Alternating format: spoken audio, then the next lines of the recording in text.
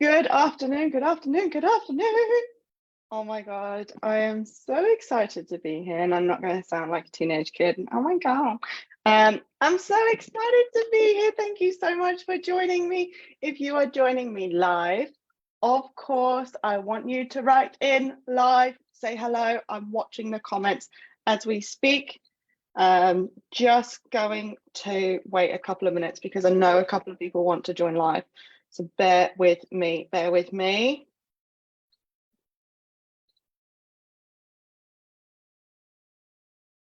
Okay.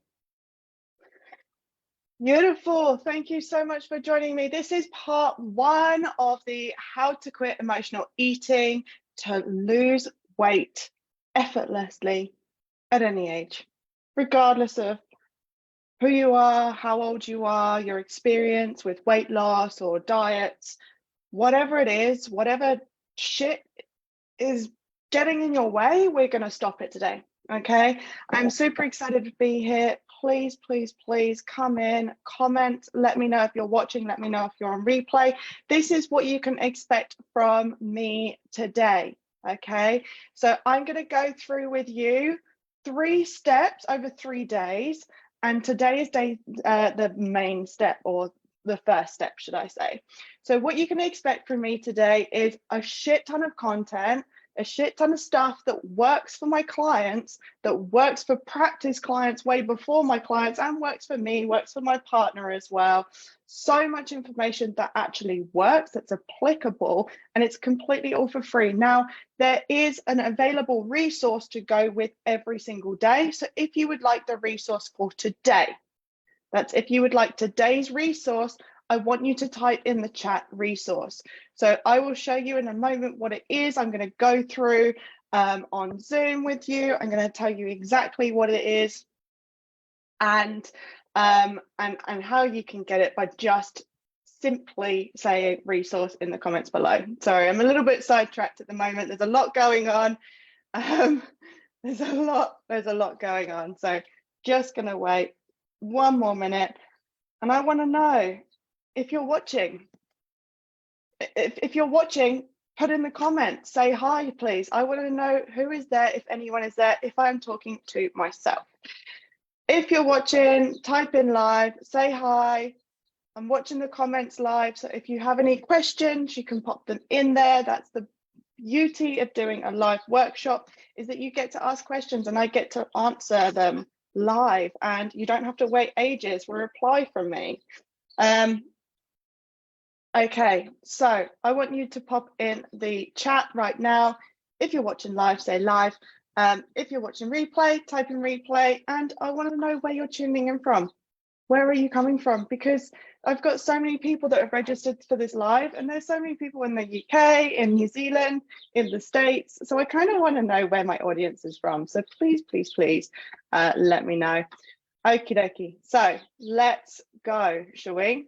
Why not? So like I said, you can expect from me today a free resource that accompanies this, this workshop.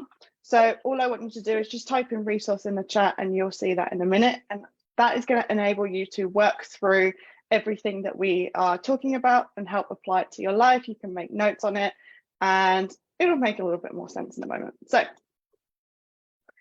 I want to kind of start by explaining why we don't listen to our bodies.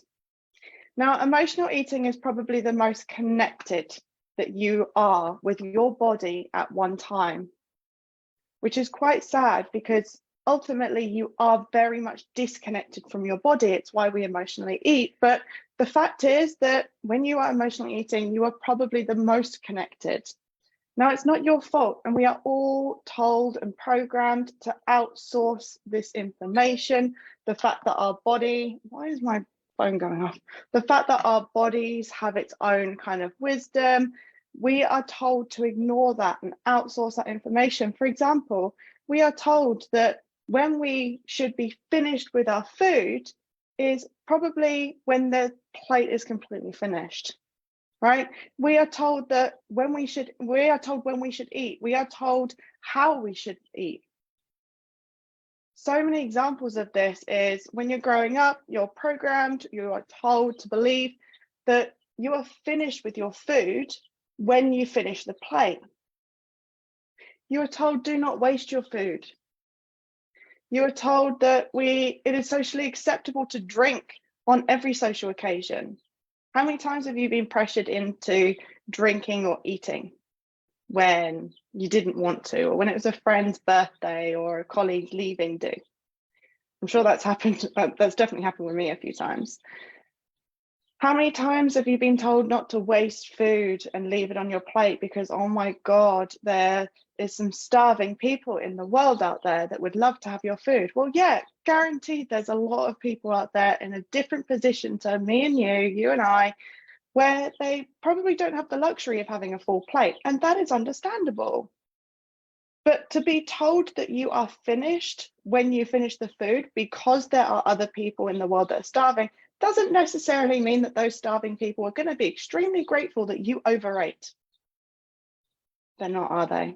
Right? So I want to know, what stories have you been taught or programmed to believe that encourages you to overeat, or encourages you to eat or drink when you're not hungry or when you don't want to? Please pop into the chat anything that you know that you've been brought up to believe. Hey, Jeanette, thanks for joining. What have you been told to believe? Are any of these true for you? I want you to know, and I want you to drop them in the chat. If you're watching this on replay, please feel free to drop it in the chat too. What stories do you know or can you recognize just from the first couple of minutes that is going to actually influence how much you eat?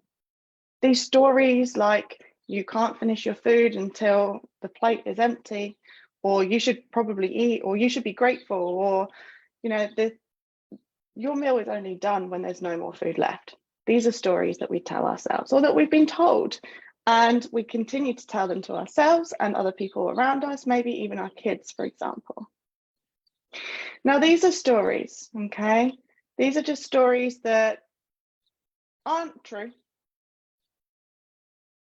They're stories that are not true. They are beliefs and they are thoughts. And the good thing about beliefs and thoughts is that we can change those. So I'll get round to that in a few minutes. Now, there are also some other cues that tell us when we're hungry. So the external cues are seeded pretty much everywhere. They encourage us to think about food when our body wasn't ready to eat. And you'll notice that these begin to override your body's natural intelligence, and they get you amped up for food a lot of the time. So think about smells on the high street. Think about signs or adverts on the high street, or TV or radio. Think about social interactions again. Oh, we're going to go to so-and-so's birthday, or we're going to go to so-and-so's leaving do. I'm going to have to drink then. Maybe it's a time of day. Maybe you wait for lunchtime or breakfast time or dinner time to eat, but actually you're not hungry. So a couple of elements there are external cues and internal stories. And these are kind of pretty much telling us when we are hungry and when we're full. But the problem with this is this really disconnects our own intuition, our own intelligence of when we are actually hungry and we are actually full. And the problem and the issue with this is that we start to grow apart so much so from our own intelligence that we just stop listening to it altogether. And as soon as you stop listening to it altogether, that's when emotional eating comes in, because it just overrides everything. It's like, well, we do this all the time. We overeat all the time. So mentally and physically, your body and your mind are a bit confused all the time, because you're overeating one time, you're overeating the next time, maybe you're starving yourself another time. And so your body and mind are like, well, I don't know when I should be eating and when I should be stopping. So when you're emotionally eating, it's really difficult to tune into the cues of your body saying, I don't need food, I don't want food. Okay, so it's really important to listen to your hunger and your fullness cues. So let's talk about the first part in this session, which is when to eat. Emotional eating completely overrides your body's main cues for when to actually eat. So the secret here is that there is no perfect time to eat. Okay, all of you fasties, you people who fast all the time, yes, granted, some people say that there is a perfect window, a perfect opportunity to eat. But I'm telling you there isn't. And I'm telling you this way, you're not sitting through painful, long times. You're not waiting to break your fast. You're not waiting forever until you can eat. I'm telling you that you can eat when you're hungry. And how incredible is that? Like, to lose weight, to stop emotional eating, I want you to eat when you're hungry. Okay. Now, the secret here is that there is no perfect time and only your body can tell you when it's hungry. So here is where the first resource is going to come in handy. Okay. I'm just going to share my current screen. This is, guys, this is the resource that you can have. So if you want this resource, which we're going to work along a little bit later, so you can see that we've got a lot to cover today. If you want this free resource, please drop in the comments the word resource and I'll get it to you straight after the live, okay? And if you're watching on replay, I'll get it to you after, as soon as I get your message, and then I'll send it straight through to you. So if you want this to have as your own copy, you can label it, you can make notes on it, you can keep it, you can download it. Let me know. Just type in resource into the chat and I'll send it through to you. So let's talk about hunger, okay? So there are internal cues and external cues, as we have kind of already begun to learn. Sorry, I've got like 4 screens on I've got like 4 tabs on my screen. I'm kind of going back and forth. I know you can only see one screen. I don't know, guys, can you actually see me? Like, I don't care if you can't, but can you actually see me? I really don't know if you can see me as well. I think you can see me. Not that you want to, but I just want to make sure that I'm not like waving my hands around to everyone. Cool. Okay. Oh, now, okay. Yeah, now I've got your comments. For some reason, they weren't coming up. Hey, Jeanette. Hey, Lisa. Hey, Sheila. Hey, Tanya. Thank you so much for joining me. Sorry, I've only just realized your chat. For some reason, it wasn't coming up earlier. Awesome, guys. There's the right written resource there. I will get that through to you. Thank you so much for joining. I thought I was talking to myself. Okay, so stop talking, Bianca. Right, so hunger, we've got internal and external cues, okay? Like I said, external cues is walking down the high street and smelling food. It is watching TV and seeing someone pull up a slice of pizza with the cheese dripping. It's all artificial, guys. It's all fake. I was watching TV yesterday and I noticed that there was a crisp advert. So anyone who's in the States, I'm talking like potato chips, there was a crisp advert. And the packet of crisps was a typical British brand called Wotsits. I don't know if anyone knows Wotsits, but literally the packet that he put his hand to was like animation. And I noticed, because I'm weird like this, and I notice a lot of like food related things. When food adverts come on, I like to watch to see kind of the advertising element and just to see how they are displaying their food and how they market their food, because it kind of helps me understand the brains and what's going on in my clients. Anyway, I noticed that the packets were artificial. Now, I accidentally ended up in a photo shoot with a pizza once. This was way beyond before I was vegan. And they ended up putting the picture on the ski lift rail. And I sat down one day, and I didn't even know this was happening, right? I sat down, the ski lift rail came down, and there's a little picture of my face with a piece of pizza. But everything is enhanced, right? I pulled the pizza and they were like, right, okay, I want you to angle the pizza slightly up. I want you to hold it up with your hand. I want you to smile. I want you to lean in, a little bit left, a little bit right. So if you think of like a normal photo shoot, that's the same with food. And a lot of it is fake. A lot of it isn't even real. Okay. So there are a lot of signs and foods and adverts and smells out there that artificially creates this sense of hunger. Now, you're not listening to your body, you're listening to external cues. Maybe if you go into a restaurant, the noise of the cutlery and the noise of like resetting tables and the noise of the restaurant. That would be a cue. Other cues that you've got are allocated lunch and break times. So these are telling you, you are hungry now. This is when you need to eat, okay? Social cues, again, maybe it is the office break hour. Maybe, maybe you're going to a colleague's leaving do. Maybe you need to have a glass of bubbles with that. Maybe there's canapes going around and then suddenly, oh, my mouth is watering. Temptations like smell on the high street. Like I said, if you've ever been to London, guys, there's an M&M store. Everyone probably knows M&Ms, they're little sweets. They pump out the smell of chocolate to make you hungry, to entice you in. Now, I'm not going to go into the whole mass of the advertising and food industry, because that's not what we're here for. But if that's something that you're interested in learning more about, let me know. I want you to start honoring your hunger. I want you to start noticing your hunger, okay? Now, the most common symptoms of hunger are hunger pangs, growling or grumbling, there's a gnawing sensation, an empty or hollow feeling, slight queasiness or feeling nausea, there's a weakness or loss of energy, fatigue, trouble concentrating, difficulty making decisions, lightheadedness, slight headache, shakiness, irritability, or crankiness, like that idea of being hangry, right? I want you to notice these are all internal cues. Okay, these are all internal cues. Now, with hunger, we have been told to outsource our hunger, to listen to other reasons. You know, it's lunchtime, it's dinner time, what have you. When it's about time that you actually started listening to your own hunger cues and understood what they feel like, what's the sensation within your body? Okay.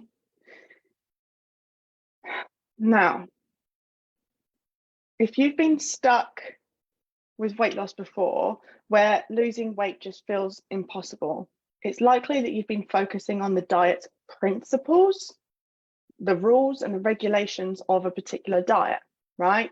This is what you can eat, this is what you can't eat, this is when you can eat, this is when you can't eat.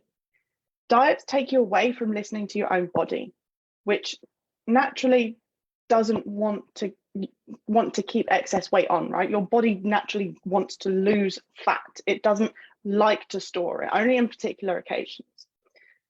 And the diets then focus on good and bad foods, foods that are good for you, good foods that are bad for you.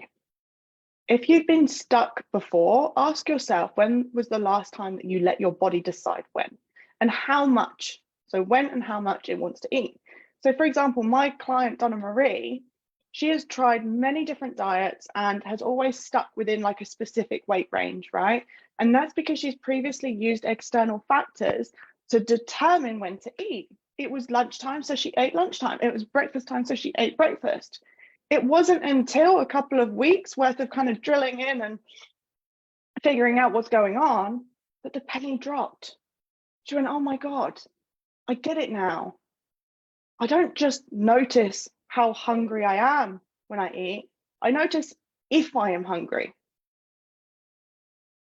And now she's making incredible progress. She's listening to her body, which is now allowing her to get unstuck in her weight loss journey. So this is a really, really powerful tool, guys, okay? Really powerful tool. And if you're struggling with this, if this is something that you've tried before or you haven't tried, come and join me for a call. Just message me and say clarity. We'll get on a quick call, right? You don't have to buy anything. You don't have to buy anything, but I promise to help break down what's going on for you and just give you a little bit of clarity on why things haven't been working. So feel free to DM or comment clarity. We will get on a free call. Okay. Now going back to this hunger, I want to scroll down here. Now this is when I am going to kind of show you exactly what I do and how I work through this with my clients. Just bear with me 1 second. Yeah, cool. I was looking at my notes and there's just a huge blank area where, because I'm terrible, I like to write things down beforehand because I'm not very good at thinking on my feet. Whereas if I write a lot of notes down, I can kind of make sure that I go through it all. And there's a huge blank area for hunger, and I was just like, yeah, you can do this yourself. So this is where we want to look at hunger, guys. Okay, So we've got our kind of bliss point right in the middle, and we've got our red and green zones, okay? So I want you to think of your hunger as a scale, because it's going to be the easiest way to understand what is going on with this, with your hunger and with your scale. Let's just quickly jump on. Tanya, you can see me. Jeanette, resource, beautiful. I'll get the resource to you guys. For those of you who've just tuned in, if you want this is the free resource. Please comment resource underneath and I will send it to you in the DMs after I'm finished. That way you can write your own notes, you can utilize this, you can have it for free, download it, print it off, and use it as much as you want. So hi, Charlie, Cassie, Pri, thank you for joining us. Okay, so this is your hunger scale. I want you to imagine your hunger and your fullness. We'll cover fullness in a minute. Your hunger scale is on a scale of 1 to 10. Now, 0 is kind of, we've just eaten. Yeah, we're full, we're fine, we're happy, we're content, probably smiling away like she is on the screen. And then you start working your way up to starving. Okay, so you've got 0, you've got 1. And guys, noticing what each one of these numbers feels like to you is gonna take a while. It's not gonna happen overnight, but you will end up eventually knowing exactly what goes on at each of these stages. And if you guys have this resource, what I want you to do is look up here. I'm pointing to the screen. Bianca, I can't see where your finger's pointing. I want you to look up here and look at this list of hunger cues. Then I want you to kind of drag and drop or rewrite them down into your scale here, okay? And I want you to start noticing what cues your body throws at you to tell you where you are on this scale. Because the more you get to know your cues, and they're not always going to be the same every single day, day in, day out, but the more you get to understand your body, the more you tune in, the more you become aware, the easier this becomes. Okay, so I want you to start at 0. 0 is full. I've just finished my meal. Number 1 is maybe about half an hour after you've eaten. And then ultimately we start getting into the orange zone. This is where we're going to start planning for food. Now, I don't mean when you get to a number 2, that's when you start deciding what you're going to do for the week worth of meal plans. That's not what I mean. What I mean is you just need to know what time you're going to be having your food roughly, what you're having, what water you're having. That's a good point. I probably need a glass of water. I'm so thirsty. If you're having water, and just kind of become aware of when you're eating next. Now we move on to a 2, a 3, a 4, and a 5. Now 5 is in that zone of when we want to start eating.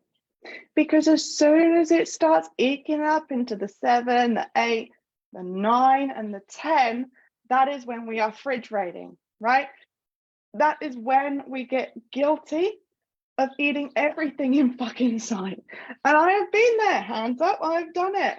Okay, that's when I get home and I'm like, oh my God, I'm so hungry. Maybe it's after the gym, maybe it's after food shopping, maybe we've been out and I'm like, I'm so starving. And I find myself head in the fridge or in the cupboard.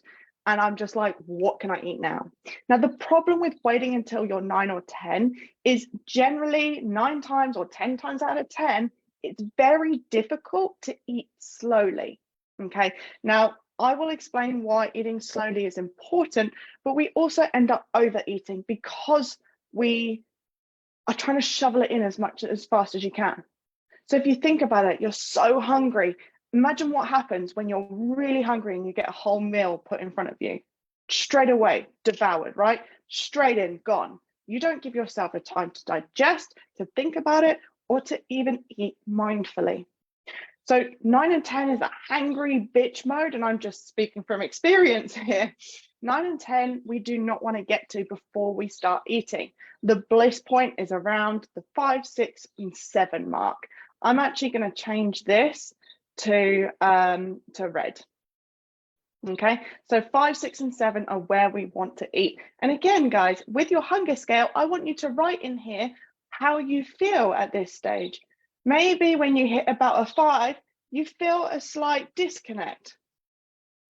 Maybe you feel a slight disconnect between your body and your mind, or maybe the task at hand and your mind. I want you to start labeling and noticing exactly where you are on that hunger scale. And it's going to take some time. Give yourself grace, but you will get there, I promise. Okay, so that is honoring your hunger. Exciting, right? Now,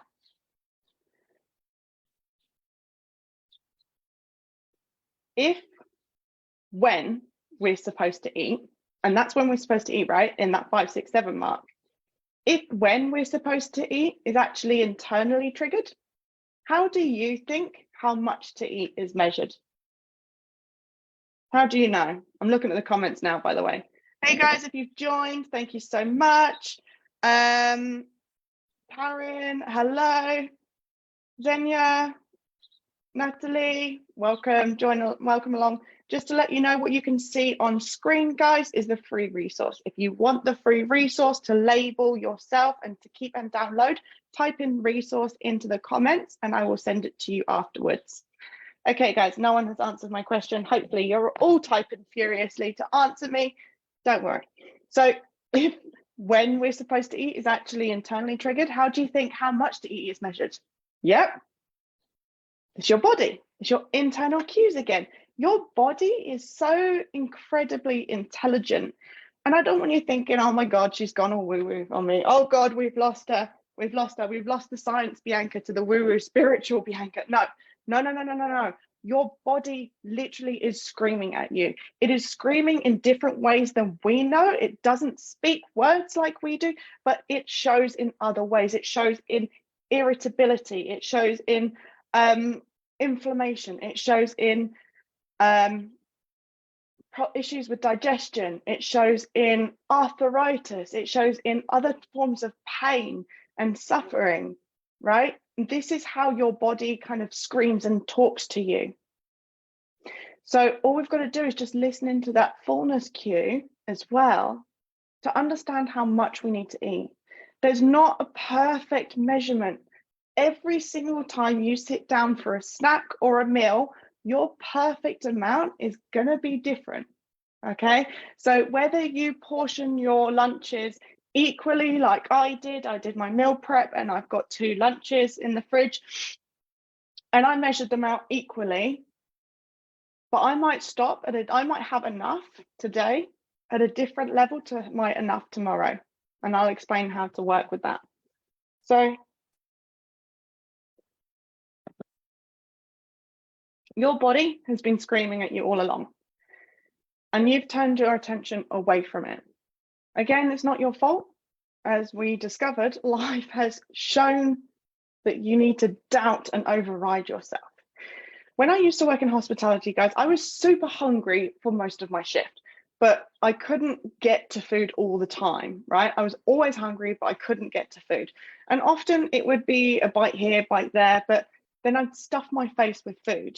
I'd feel totally lethargic and I could easily drop straight to the floor in a food coma, right? And this is because I didn't have the understanding of how to listen to my own internal cues. So on the resource, which if you want the free resource, please type in resource. We're going to go down and we're going to look at our fullness cues. So if hunger is how much to eat, your body is telling you, if hunger is telling you when to eat instead of fasting or instead of listening to society when they tell you you should eat, fullness is telling you, your body telling you how much you need to eat. So sometimes we have like these plates with the magic portion sizes on. Sometimes we use smaller plates. Sometimes we use smaller boxes or smaller bowls. Sometimes we try and serve ourselves a smaller portion or a bigger portion. But truth be told, only your body when you're eating is going to be able to tell you when you have had enough. Okay.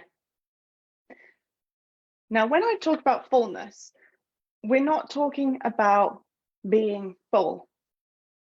I don't want you to think that being full is normal anymore.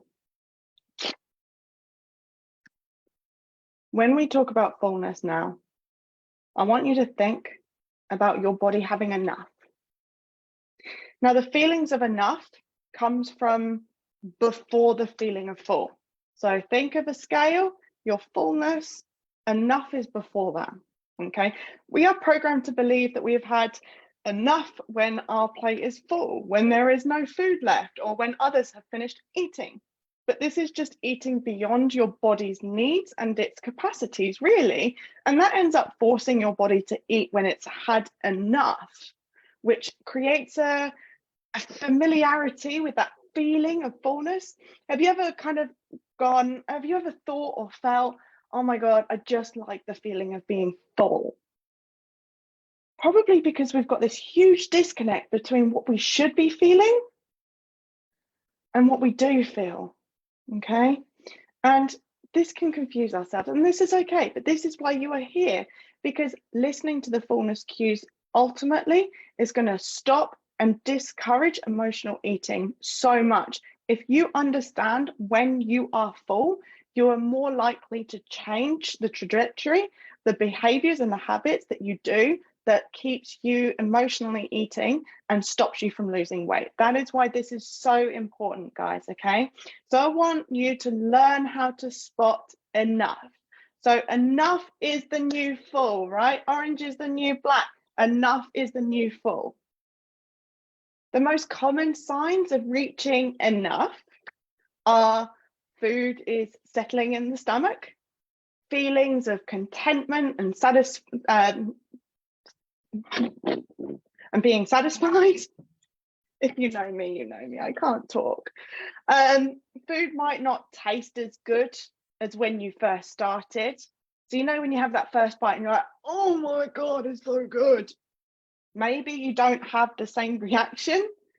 And that's when you know you've had enough, right? You don't have any more hunger symptoms. Happiness or you've got a sense of happiness or improved mood. You're not feeling full and no bloating. You're feeling energetic, like you could perhaps go for a walk. Maybe a little bit of sighing or like a long inhale and exhale. You know, when you're eating and you go, that right there is a sign that you've had enough. Okay, not feeling like you need to unbutton your trousers before we get to that stage. That is enough. Okay, now why is enough, right? Why? We have been told to continue eating and continue eating until we physically can't fit any in our belly, right? Like this girl here, she's clearly had so much food, she feels absolutely stuffed. I can assure you I have unbuttoned my trousers at many points in my life. Not proud of it, but I have. And that's what I used to think as enough. Okay, that's what I used to feel like. I'm stuffed, I'm full. But actually, we want to take a couple of steps back and not get to that stage, because as soon as you get beyond, and let's look at our scale here, 0 to 10, as soon as you get past that 7 or around that 7, that is when you are overeating beyond your body's needs and requirements. And as soon as you start eating beyond your needs and requirements, you end up storing it as fat, which then is much more difficult to burn off than if you were just eating for energy. Okay, it then stores it as fat, and fat is harder for your body to turn into energy than something like straight food, straight carbohydrates, which is your body's preferred energy source. So let's look at your fullness scale. Like hunger, we've got 0 to 10. On fullness, we've got 0 to 10, okay?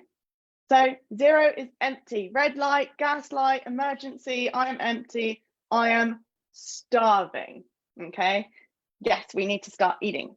Cool. Eating 0, 1, 2, 3, 4, 5, and then we start getting into the 6, 7, and 8. And this again is your bliss point. This is not stuffed, this is enough, okay? Satisfied or enough, 7. 9 and 10 is when you've had too much food, your body is just going to store it as fat, and you are expanding your belly beyond capacity, beyond need, and that is when you are satisfying an emotional need instead. And that right there, eating beyond the 7, practically beyond eating beyond 7, and I'm gonna fill this one up again. As soon as you eat beyond 7, you are not eating for fuel. You are eating for emotional reasons. And that right there is exactly what we're going to get into in day 3, I promise you. We're going to start breaking down the connection between food and emotion. Guys, this is the free resource. If you want the free resource, please type in resource and I will put it in your inbox for you, my dears. Just looking at the messages. Many of us grew up as members of the Clean Plate Club. Tanya, I feel you. I feel you. Honestly, my mum, she used to send me to my bedroom, go and eat. I used to sit on my bed. I used to sit in front of the TV and I would feel full. So I'd come back out and I would say, Mum, I'm done. And she would look at my plate and she would scrape over like 93% of the food. I don't know where 93% comes. A lot of the food. And to one side, she'd say, eat that, and then you're done. So I'd go back to my bedroom.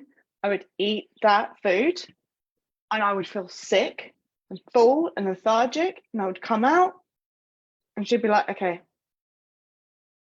Other things, other stories as well. Tanya, I think you might have missed the first part of the session, but I talked about stories and reasons why we do overeat. But yeah, part of the clean plate club, you are told to finish your plate.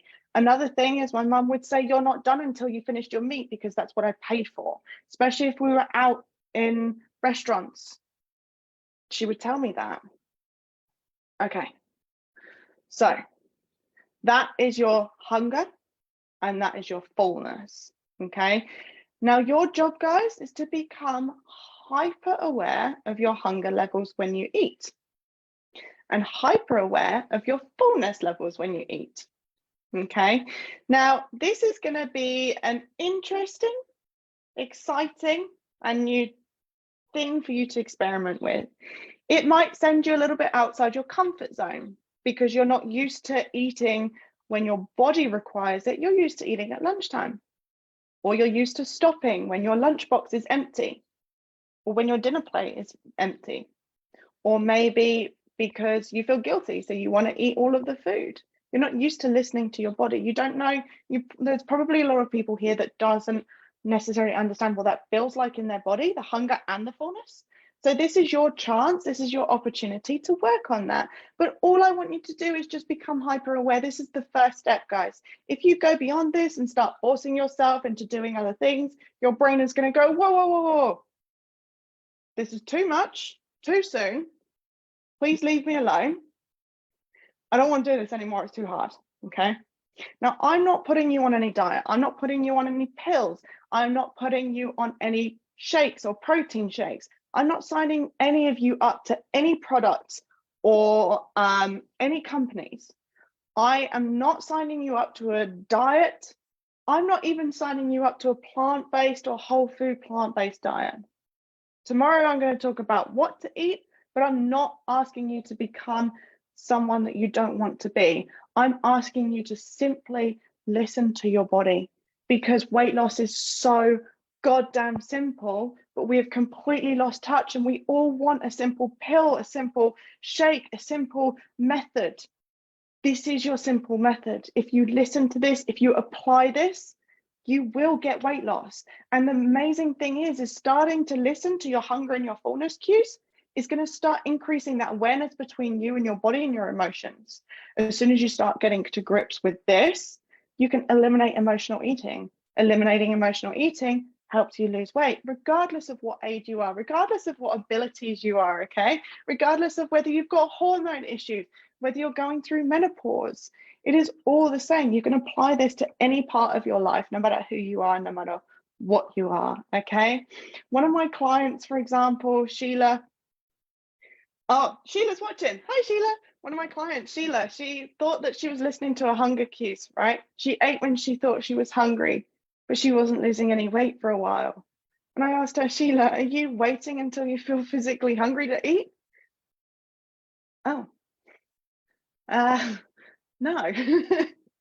And it wasn't until then that we discovered that her thoughts and perceptions of what she thought was hungry wasn't actually a physical cue, like like we've discussed today.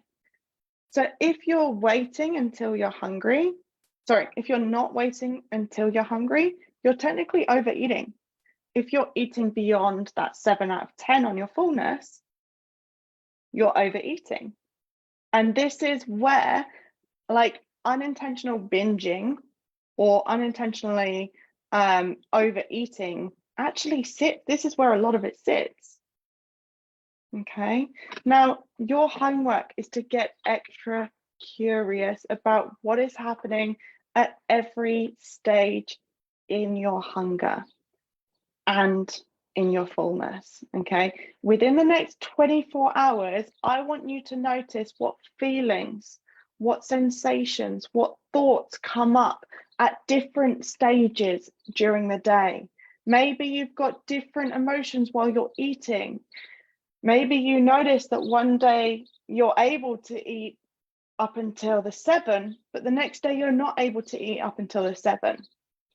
If that is you, then certainly day 3 is going to come in real handy for you. So stay tuned. I want you to notice all of these things, all of those cues on the hunger and the fullness scale. Guys, this hunger and fullness scale, where is it? Where did it go? You can't see it, can you?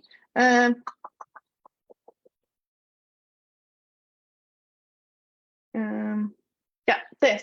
If you want this is a free resource. Put resource in the comments below and I will send it to your DMs. I want you to start labeling these. How do I feel when I am hungry? You know, what sensations am I feeling at 1? What sensations am I feeling at 5? What sensations am I feeling at 10? Now, really, if this is kind of something, if you've been in a cycle of gaining, sorry, I thought something was biting me. If you've been in a cycle of gaining and losing weight or getting stuck within a particular weight range and not being able to budge out of that, that dreaded range, and like that's like, oh, I always fluctuate between X and Y, and you want to break through the barrier, if you want to finally shake off the stubborn weight, keep it off without starving, like I said, without depriving yourself of the foods you love. You can still eat the foods you love.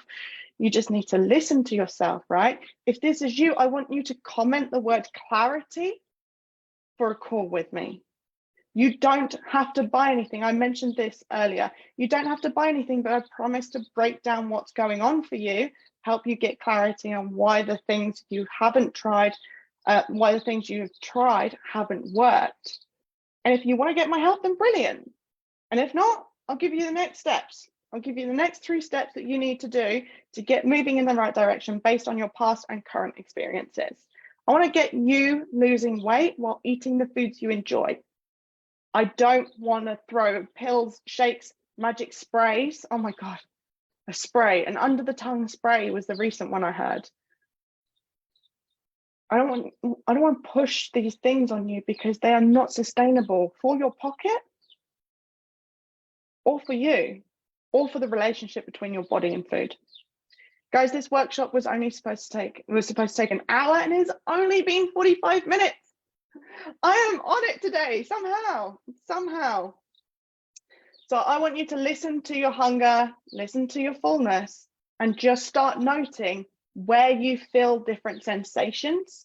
Maybe start noticing, is there a pattern? Do I always feel around 5 or 6 when I start eating? Is that a little bit too late?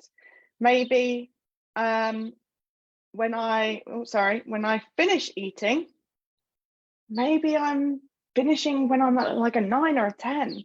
Maybe I have to feel full, or maybe I don't actually stop until I go, oh, I'm so full.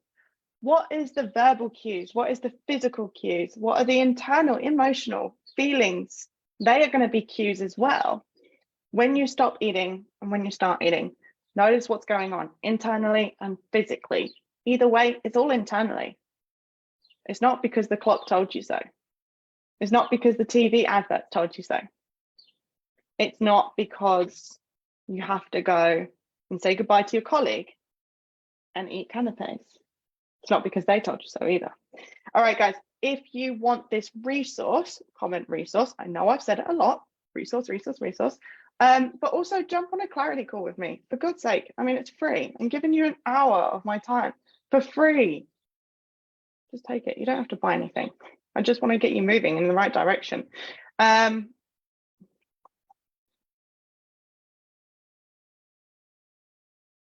Cool.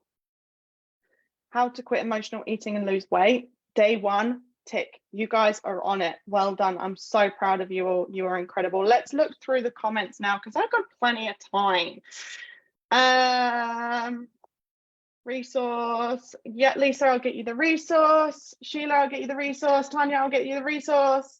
Yes, Lisa, resource. Sheila, Tanya, you can see me. That's good. Resource. Jeanette, I'll get you the resource. Yeah, we said hello. Pre. So if anyone's part of the group and has been around for a while, Pre wants to know what my view on intermittent fasting is, and she's been wanting to know my view on intermittent fasting for a very long time. Very good point. And for some reason, I keep kind of brushing over that point with you, don't I, Pre? Okay. Intermittent fasting. There is a lot of science that it works. There is a lot of science that it doesn't work. If it works for you and it's within a healthy range, and you are not going any longer than 16 hours and it works for you, do it. If it works for you. If it's impossible, if it's like pushing a boulder uphill, if it means that you feel physically full once you finish because you've only got a certain window to eat, if you get to the food at the start of your fast every single time and you are absolutely starving so much to the point that you stuff your face or that you feel sick, it's not worth it. It really isn't. Intermittent fasting, yes, it has its benefits. Yes, you've got to be careful with not going overboard, with not going too far, i.e. beyond about 16 hours, because that is around about that 16-hour bracket for women is kind of the maximum that you want to go. Otherwise, your body starts to go into a bit of starvation mode, which can end up in a lot of biological kind of imbalances and issues involved there. I'm not a scientist. I'm not a doctor, but I definitely don't recommend it if it doesn't work for you. Same with anything. If something is too expensive, like beyond measure, if it is too difficult that you can't stick to it, if it's not sustainable, if it's not enjoyable, it's not going to work, because it's not going to work long term.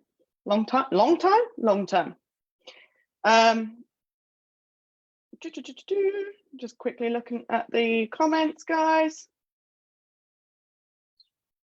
Zinnia, nothing wrong in listening to your higher self.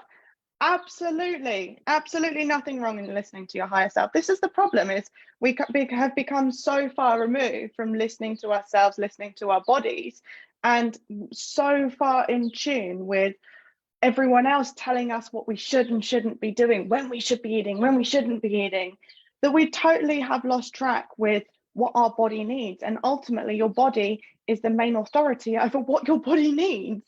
No one else. You shouldn't have that heavy, but sorry, I can't read. You shouldn't feel heavy, but energetic. 100%. That's the point before full. Yes, feeling energetic, not full, not having to unbutton your pants, not having to sigh, not having to go into a food coma like I used to. Tanya, many of us grew up as the clean plate club. Yeah, as I said, put less on your plate and then put some more if you need to respect your clean plate, but also your body. Oh my goodness, might drop. Dina, do you want to be my personal assistant? Yes, 100%. This is one of the things that I recommend to my clients as well, is put less on your plate. You can always go back to it. If you've got diet trauma, if you've got diet mentality that's still sticking around, it will feel uncomfortable, it will feel gross, it will feel icky, but that's totally fine, right? If you put less on your plate at first, you give yourself permission and a break to stop. And that way you break up your kind of meal time and it will give you time to tune in.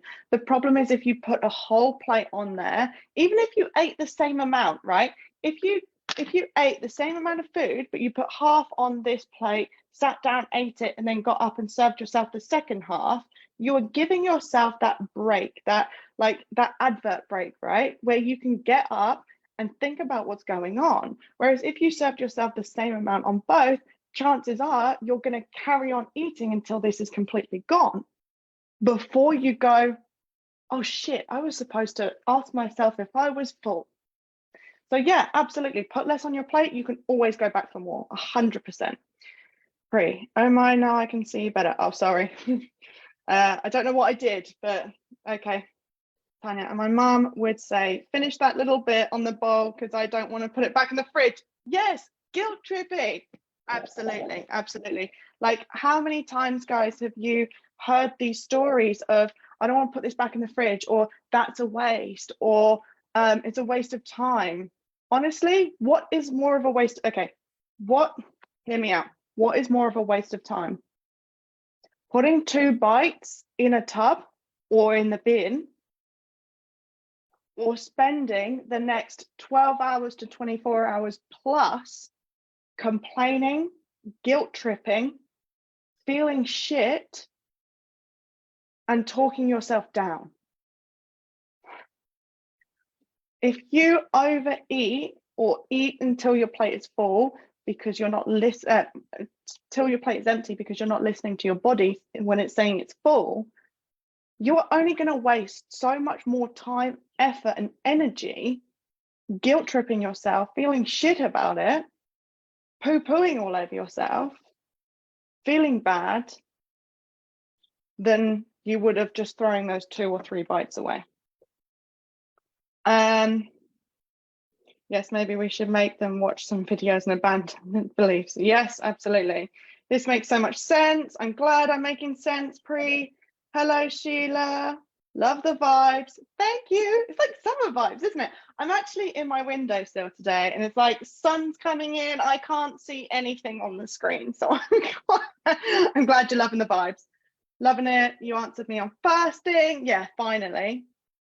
Hi. I think it is personal for who it works. Zinnia, are you talking about intermittent fasting? I think you are. I think it's personal for who it works. Absolutely. Yeah, like I said, if it works for you and you're not putting yourself too far into starvation mode, if you're controlling how much and how fast you eat after the intermittent fasting, like when you break your fast and you're able to eat healthy foods, you're not able to go overboard, you're not emotionally eating, then it works for you. That's totally fine. But I know I personally would rather eat when I am hungry and not have to starve myself. Don't get me wrong, we've got shift workers here, right? We've got teachers, we've got nurses, we've got full-time mums, full-time workers, hospitality staff. Some of you guys might not be able to eat when you are hungry, exactly when you're hungry, because you have to wait, because you've got a shift, because you do have to wait for your break. But you can always honor your fullness. You can always honor your fullness. I have had enough. I'm going to stop now. Even if you're a shift worker, even if you know that you're not going to eat for another 8 hours, you can stop at enough. Okay? Because if you overeat, you are still eating beyond what is necessary. You're not just eating enough to last you a little bit longer. That's not how it works. You're probably still going to be hungry at the same time, but you just end up eating more. I like fasting for my spiritual cleansing as well. Beautiful. Again, if it works for you, then it works for you. I tried intermittent fasting, but I overeat. Intermittent fasting does not work for you. And that's okay. That's why you are here. That's why I have got you under my wing. And that's why we talk a lot, because if intermittent fasting doesn't work, then it doesn't work for you. How about, and I want you to try this out, following what we talked about today, right? I want you to actually practice what we talk about, starting to listen and eat when you're hungry and stopping when you've had enough, not when you're full, but when you've had enough, and watch how different it is to someone telling you that you can only eat within certain hours of the clock versus when your body needs fuel. Sheila, what happens if I want food at midnight, as I haven't not eaten a lot in the day? I mean, it's a good question. If you're hungry at midnight, you're getting up most likely in the night. If you're hungry at midnight, what did you do for dinner? Did you honor your fullness at dinner? Okay. If you're hungry at midnight, I would suggest not getting up and going to eat, because you're then going to wake up in the middle of the night, as we've discussed. Sheila. Waking up and doing something in the middle of the night is going to massively impact your sleep, your circadian rhythm, regardless of whether it's eating or going to the fridge. Now, often if we wake up in the middle of the night, folks, it is probably because ghrelin is being released, because you're actually overtired. So if you're waking up in the middle of the night and being hungry, it is actually a huge sign that you are sleep deprived, that you are fatigued, which means that you need to start getting into a better sleep routine, start sleeping for about 8 hours a day. And when you wake up and it's breakfast time, okay, let's not use that word anymore, but when you wake up in the morning, you can then eat. But eating in the middle of the night, I highly don't recommend it. It's most likely because ghrelin is being released, which is a hunger hormone, and that is prompting you to eat when actually you are tired. It is in the middle of the night, it is sleep time, it is nighttime. You're super fatigued and tired because you're waking up, because you're not sleeping all the way through. And for those of you who might think that I'm just assuming, Sheila's actually a client, and I know that Sheila struggles to sleep all the way through. So she's waking up in the middle of the night, her brain is going, holy shit, I am so tired, let's eat. I think that's the right thing that we should do. That is not the right thing that you should be doing. But when you wake up, have breakfast if you're hungry. Go for it. But don't start fridge raiding in the middle of the night. That is a strong sign that ghrelin is being released, because you're super fatigued and super tired. Yeah, in the middle of the night, not a good idea. So hard to swallow because I get bombarded on social media. Okay, here we go, Pri. So hard to swallow because I get bombarded on social media. Fast. I've been trying for years. Lose, gain, lose again. Lose, gain, lose, gain. I know. I only realize now that it's not working. Well, there you go. Better late than never, my darling. Better late than never. And I'm glad that it's like something's actually started settling and you're going, hang on a minute, this is not working. I'm going to tell you a quick thing about social media is if you have followed someone who talks about fasting a lot, and then you end up spending 1 extra second on another fasting video because it's something that you're interested in, Facebook and Instagram are automatically going to start showing you more fasting stuff. I can tell you this, and I can 100% guarantee you this, because as soon as I thought that I had ADHD, suddenly every single thing on my phone was telling me I had ADHD. Now, me and my partner have practiced it. I literally whispered to the phone, babies, and, as a joke, before you say anything. And the next thing that comes up is it's baby cots, baby this, baby that.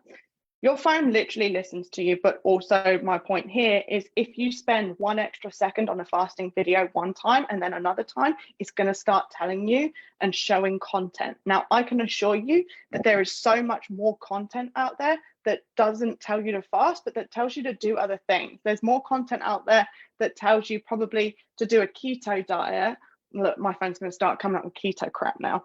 There's probably more content on Instagram, on TikTok, Facebook, wherever you're at, that tells you to do something else. But because you've spent a second a little bit longer than probably normal on a fasting video, it throws up another fasting video. Because that catches your attention, you watch it a little bit longer, it's throwing you up another one. So yes, social media is actually choosing what it puts in front of you. So just bear in mind, and this is exactly the same as TV adverts, it's the same as like billboard adverts, it's the same as radio stations, it's the same as sports stations. If you ever watch any of that, you'll notice that there's constantly food coming up. Or maybe like the other day, like I said to you about the packet of crisps, I could not stop craving a packet of crisps because that advert came up a couple of times. They emphasized the bite, the crunch of the crisps or the potato chips, depending on where you're from. So just bear in mind that social media, adverts and stuff are feeding you with information, and to look internally. Fasting, if it doesn't work for you, don't try it. This, listening to your hunger, listening to your fullness cues and dialing it in and becoming a goddamn professional is gonna be the best way that you can listen to your body. Okay. Welcome along, Amanda. Sorry, it's a bit late if you joined a while ago. Yeah, I was writing as you spoke. Yes, I'm definitely going to listen attentively and eat till enough. You're welcome. And if you got hungry by talking about all this food, wait 10 minutes after the video and only if you're still hungry. Yes, Senior, you know it. Another way to actually, on that level, on that note, I need to bring a bottle of water with me tomorrow. On this note, if you feel like you're unsure if you're hungry, drink a big glass of water. And yes, I know it's so cliche. If you think you're hungry, drink water. But it's so important to start distinguishing real hunger to fake hunger. And the water will subside this fake hunger. And if you're actually still hungry, you will still feel the hunger symptoms and the hunger cues through and straight after the glass of water. If not, that hunger will probably subside for about 20 minutes until your body actually kicks up those hunger cues again. So then, if anything, you're just kind of saying to your body with that glass of water, are you sure you're hungry? Here's some water, tell me in a minute. So yeah, if you're actually not entirely sure if you're hungry, drink that large glass of water and that will definitely help. If anything, it will subside the hunger for a little bit. So you can always kind of push it out a little bit if you've not got your break time, or if you know that you can't eat for a short while. I love what you're saying. It makes so much sense. Thank you, Lisa. I need to hear it and internalize it. I see myself in many of your examples. That is because we are all the same. I promise you, darling, we are all the same. We all have the same issues. We all think that we are the only people struggling with this, but I can assure you there are so many people out there that struggle with the same thing. You know, I used to have the feelings of, I just can't stop. I'm just always hungry. I'm just always fridge raiding. I'm just always cupboard raiding. I'm just always eating junk food. I used to have those, right? And I know so many other people that say the same and think the same. All of my clients, they're like, oh yeah, but I'm just really hungry. I'm like, no, like everyone thinks that they are just really hungry. We all think that we're snowflakes and individual, but at the same time, we're not. Everyone is very similar in that sense, and you're not alone. And that's the benefit of having the women's plant-based weight loss group, is there's so many people in there, and I guarantee you everyone's going through the same thing. Maybe I should kind of say it. If you're experiencing this, then put your hand up more often so we can see that we're not alone. Lisa, if you see a lot of my examples in you, I want you to come on into my DMs, type in the word clarity, and we can jump on a free call, and I'm going to get you to where you need to go, give you the next 3 steps, if anything. Okay. Yes, this phone spies on us. Yeah, the phones spy on us.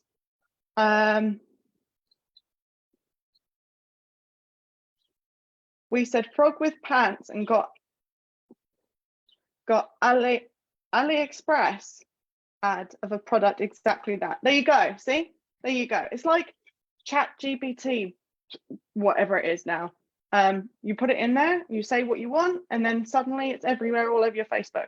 Brainwashing by the advertisers. Yep, Zinnia, good that you mentioned drinking water. I still forget sometimes to drink. Okay, there's one thing you're going to take away from this is please drink more water, all of you. All right, that is the live. Thank you so much for joining me. Again, type in resource and I will flick over the hunger and fullness scales with the cues on there. I want you to print that off, label what it feels like for you at every individual stage, so you can start debunking your own internal hunger and fullness cues to minimize emotional eating. As soon as you start recognizing what this feels like in your body, you can then eradicate emotional eating, because you know when you're full, you know when you're hungry, you know when you've had enough. That is just the first step, guys. The next step is tomorrow. You've learned when and how today. I'm going to tell you what and why tomorrow. And tomorrow is going to help again eradicate and take away the emotional eating element for its own reasons, right? If you're eating the right foods, you're not going to be malnourished. You're going to feel full up. You're not going to need to emotional eat because you're already eaten enough and of the right foods. So if you emotional eat, you can't miss tomorrow's session. And then what ties it all together is the emotional internal stuff, okay? And that is Wednesday. You can't just take this or just tomorrow or just today and tomorrow and not take the third day. This 3-part workshop is 3 parts for a reason. And I want you to come tomorrow and Wednesday, and it will tie it all together and create one big, not big, one small little project for you to work on, so you can eradicate emotional eating and lose weight, regardless of who you are, what your symptoms are, what your issues are, how old you are. If you can apply all of this, you're going to lose weight. Okay. I'm Bianca Jane. I'm that plant-based weight loss coach. Thank you so much for joining me for part 1. I will see you at the same time for part 2 tomorrow. If you want the resource, comment resource. If you want some clarity on where the hell to go next, comment clarity. Or DM me. See you later.